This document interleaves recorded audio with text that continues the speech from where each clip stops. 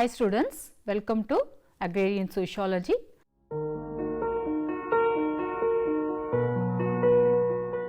Let us start with the objectives. To study Chayanov as an agronomist, to learn Chayanov's peasant principles, to understand his references of Karl Marx to peasantry.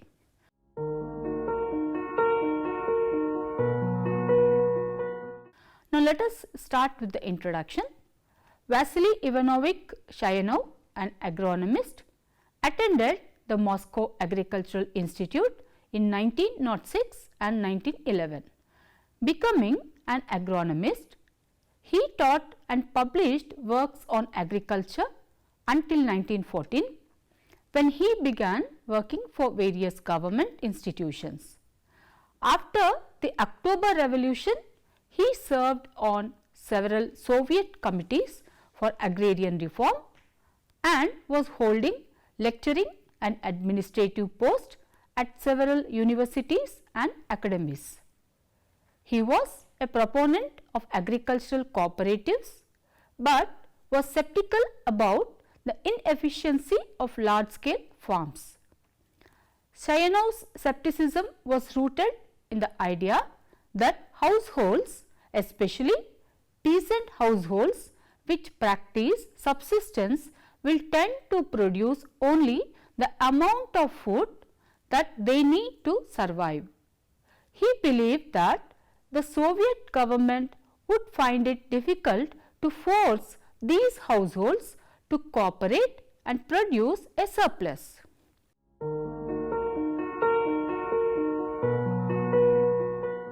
Now let us understand the consumption-labor balance of Chayanov principle. The higher the ratio of dependence to workers in a household, the harder the workers have to work.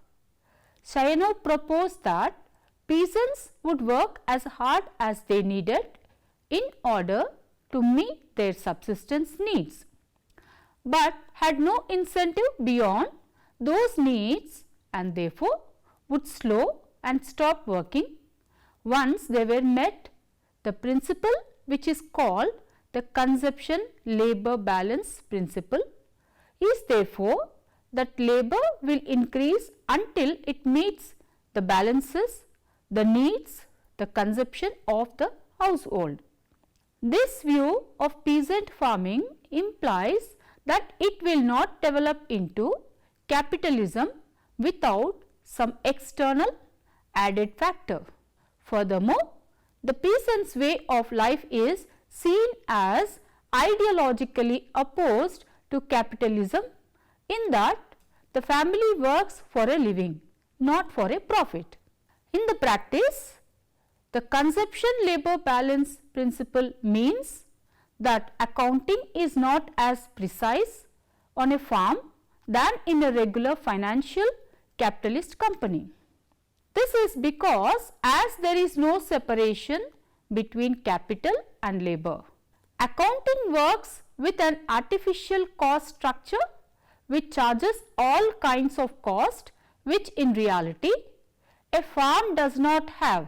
For example, wage and farm grown animals as well as organic fertilizer and animal feed are charged against the commercial, that is the artificial fertilizer and compost animal feeds.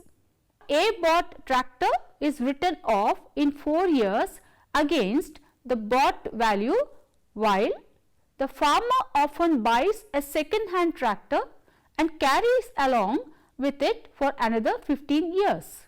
Chayanov proposed that peasants would work hard as they needed in order to meet their subsistence needs, but had no incentive beyond those needs and therefore would slow and stop working once they were met. The problems which are today plaguing countries like Brazil, Mexico, Turkey, Nigeria, India and Indonesia bear striking similarities to those which were the order of the day, and in Russia from the emancipation of the serfs in 1861 right down to the collectivization of agriculture at the end of 1920s, to wit, how to transform traditional rural society so as to overcome the misery, squalor and illiteracy of the peasantry. How to get the peasants to modernize their agriculture, especially their farming technique, and how to carry out this transformation and modernization so as to permit indeed to facilitate the development of the entire national economy. In the decades from 1880 onwards, Russia's leading economists, statisticians, sociologists and agricultural. The Chayanov's theory was not restricted to peasant agricultural production. He was concerned with the total income of the peasant family, whether from agriculture or also from crafts and trades. The economic unit for which his theory was devised was the peasant family taken as a whole in its entire works, or alternatively the total economic activity of family labour.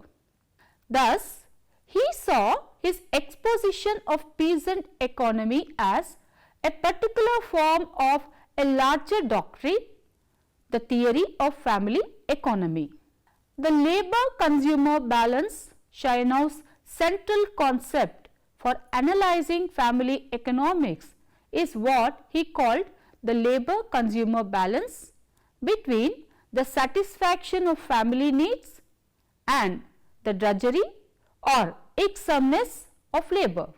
Chayanov began with the gross income or gross product of a peasant family household at the end of an agricultural year, assumed to be at a given level, rupees 1000. From this annual gross income, certain expenses had to be deducted so as to restore the farm to the same level of production it possessed at the beginning of that agricultural year, that is, the seeds, fodder, repairs, replacement of expired livestock and worn out equipment, etc. Once these expenses had been deducted, the family was left with a net product or net income that constituted the return for its labour during that agricultural year.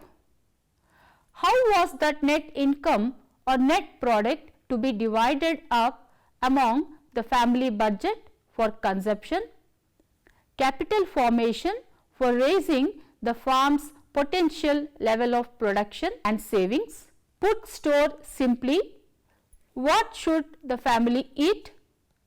What fresh capital should it invest in the farm? In a capitalistic enterprise, Chayanov pointed out, can get objective, quantitative evidence as to how to proceed. By deducting from its gross product the outlays on materials, capital consumption and wages, a business concern can ascertain its net profits.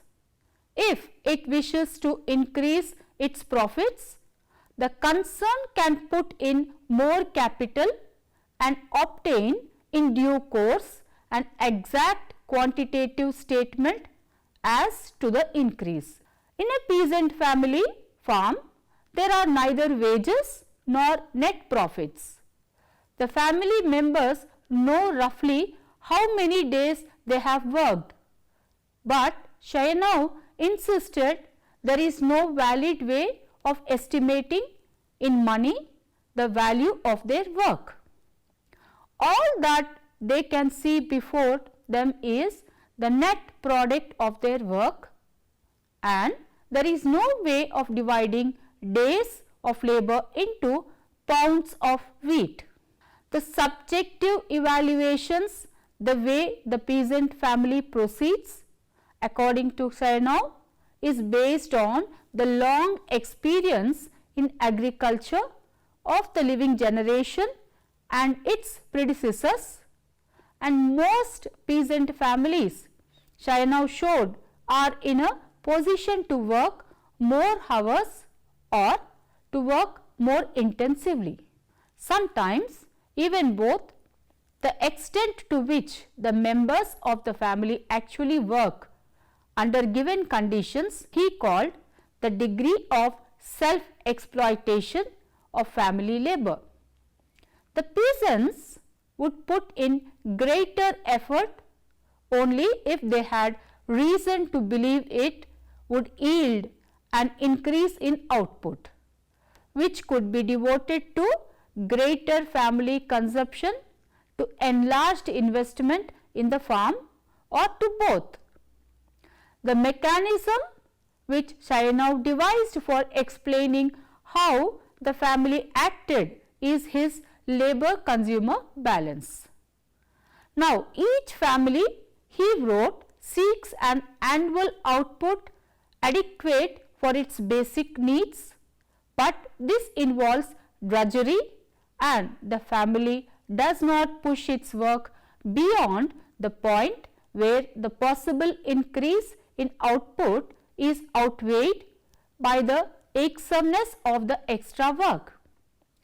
Each family strikes a rough balance or equilibrium between the degree of satisfaction of family needs and the degree of drudgery of labor. He showed how for different families the balance or equilibrium between consumer satisfaction and degree of drudgery is affected by the size of the family and the ratio of working members to non-working members. He traced the natural history of the family from the time of the marriage of the young couple through the growth of the children to working age and the marriage of this second generation. In relating this natural history of the family to the changing size of peasant farms from generation to generation, Chayanov developed the concept of demographic differentiation, which is in contrast with the Marxian concept of class differentiation among the peasantry. But his analysis is far from being primarily demographic. Chayanov examined the effects on labor-consumer balance of a wide range of factors. He took account of size of holdings, qualities of soil, crops grown, livestock, manure, location, market prices, land prices, interest rates on capital, feasibility of particular crafts and trades, availability of alternative work, and relative density of population. Chayanov was not much concerned with the individual effects of each of these factors as with their mutual effects as they changed through time. Marginal utility analysis in weighing the influence of these several elements on the delicate balance between urgency of family needs and drudgery of labor. Chayanov employed some of the concepts and techniques of marginal utility analysis. His terminology included, for example, demand satisfaction and marginal expenditure of workforce. For factors such as willingness to put in greater efforts which were not subject to any precise measurement, he constructed equilibrium graphs showing interaction under varying assumptions. Chayanov use of the tools of bourgeois economics.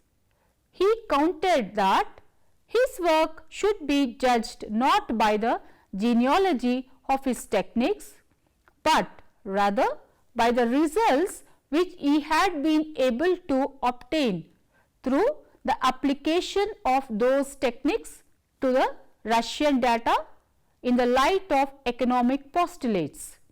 Summing up of his findings, Chayanov wrote that available income was divided according to the equilibrium of production and consumption evaluations, which expressed a desire to maintain a constant level of well-being. Generally speaking, an increase in family gross income led to increases in both family budget and capital formation.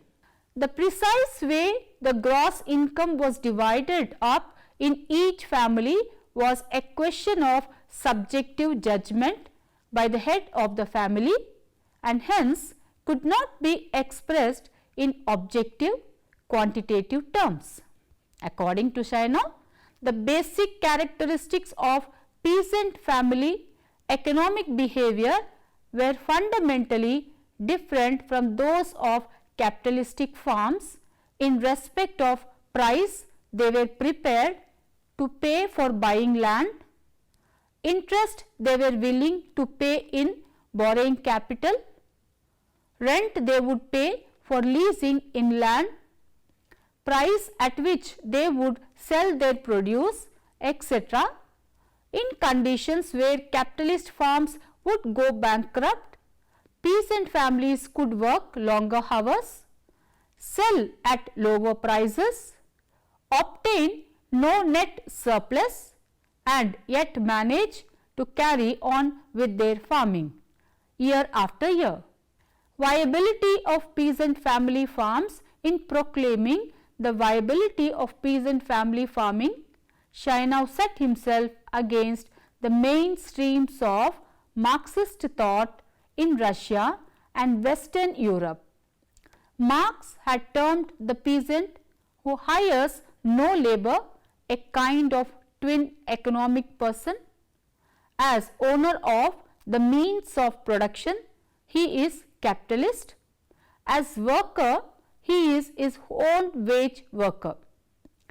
What is more, Marx added, the separation between the two is the normal relation, that is, the capitalist society, according to the law of increasing division of labor in society. Small scale peasant agriculture must inevitably give way to large scale capitalist agriculture. In Marx's own words, the peasant would produce his own means of production which either gradually be transformed into a small capitalist who also exploits the labor of others, or he will suffer the loss of his means of production and be transformed into a wage worker. This is the tendency in the form of society in which the capitalist mode of production predominates. Chayanov rejected both the terms in which Marx analyzed the peasant farm and the assessment by Lenin of the importance of family farms in the Russian economy of its time. Fictional bifurcation at the outset of his book on peasant economic organization, Chayanov assailed the characterization of the peasant as having a twofold nature, combining in himself the attributes of both a capitalist and a wage worker. Chayanov termed this bifurcation an unhelpful fiction, what is worse, a purely capitalist kind of fiction, in the sense of that it was made up entirely of capitalist categories and was conceivable only within a capitalist system. Now, Chayanov's position was not altogether his own creation, but reflected the cumulative work of the organizational and production school of Russian agricultural economist. Chayanov's whole approach his selection of the pure family as the typical Russian unit, his insistence on the survival power of such family farms, and his treatment of rural differentiation in terms of demographic, the cycles rather than class antagonisms, was diagrammatically opposed to that of Lenin. Now, the wider relevance of Chayanov's theory, the Chayanov's micro theory, insofar as he was able to elaborate it before his career was cut short, is essentially a theory of one kind of individual firmly anchored in per family term in Russia. The family farm that employs no hired labor whatsoever. There were other kinds of peasant farms in Russia, and there were capitalist farms as well. Once we step out of Russia, we find peasant family farms elsewhere in Europe and in Asia, Africa and the Americas.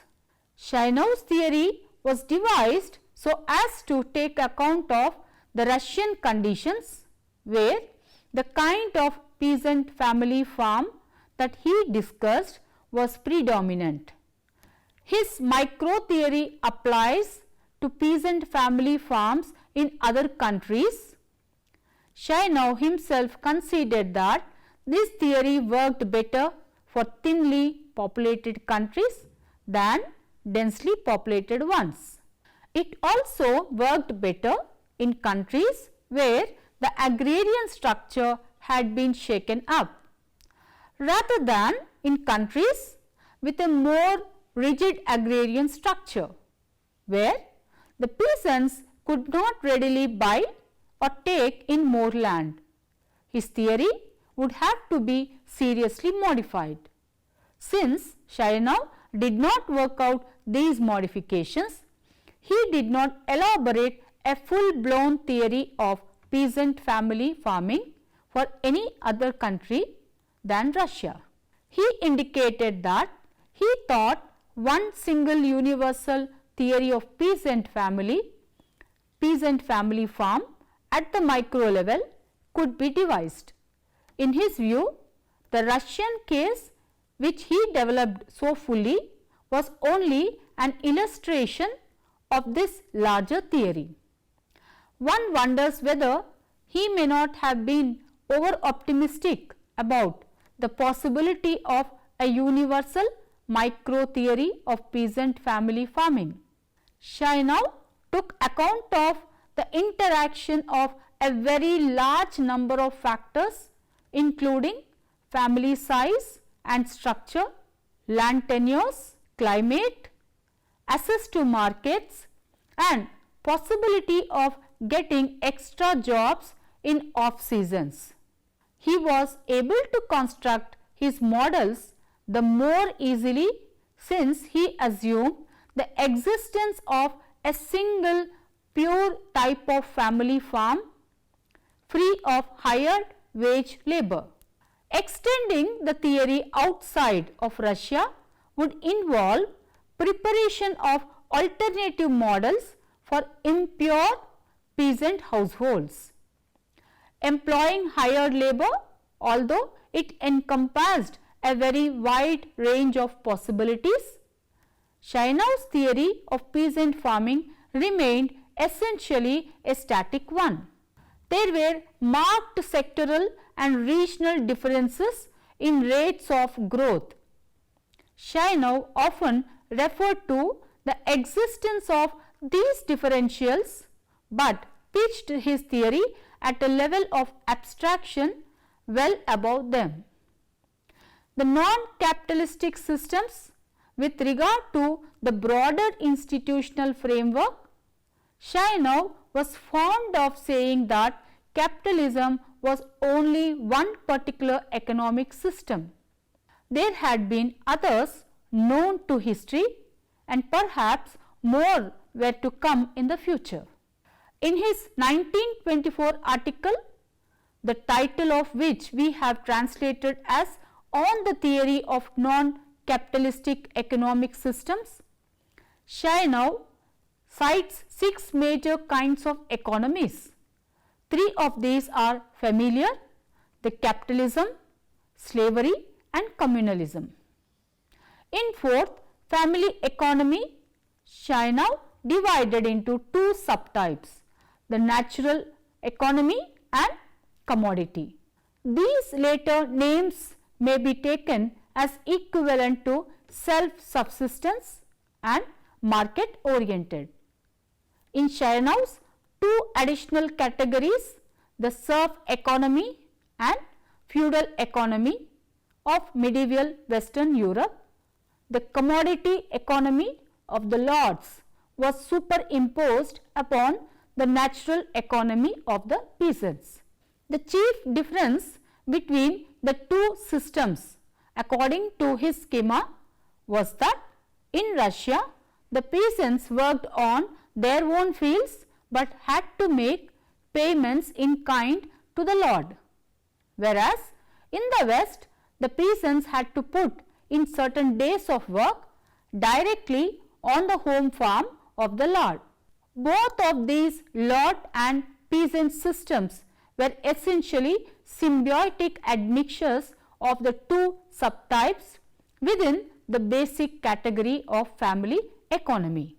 Therefore, Chayanov postulated only 4 major systems: the capitalism, slavery, communism and family economy. Properly speaking, each separate system required its own theory, its own body of theoretical economics. Each such theory should explain the functioning of the economy at the aggregate level, that is, the economics of the nations or states falling within its purview. The major system with which Chayanov was most familiar was the family economy of his native Russia.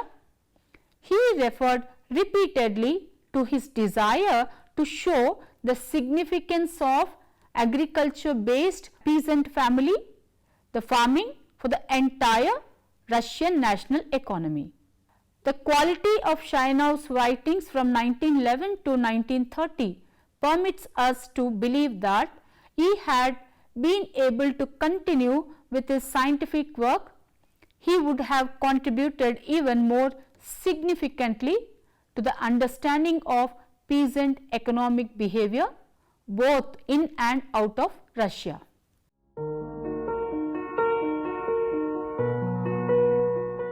To sum up, Chayanov's peasant theory, as he was a proponent of agricultural cooperatives, but was skeptical about the inefficiency of large scale farms. Chayanov's skepticism was rooted in the idea that households, especially peasant households, which practice subsistence, will tend to produce only the amount of food that they need to survive. Chayanov proposed that peasants would work as hard as they needed in order to meet their subsistence needs, but had no incentive beyond those needs and therefore would slow and stop working once they were met. The principle, which is called the consumption labor balance principle, is therefore that labor will increase until it meets the balances, the needs, consumption of the household. This view of peasant farming implies that it will not develop into capitalism without some external added factor. Furthermore, the peasant's way of life is seen as ideologically opposed to capitalism, in that the family works for a living, not for a profit. Chayanov employed some of the concepts and techniques of marginal utility analysis. Chayanov also developed the concept of demographic differentiation, which is in contrast with the Marxian concept of class differentiation among the peasantry.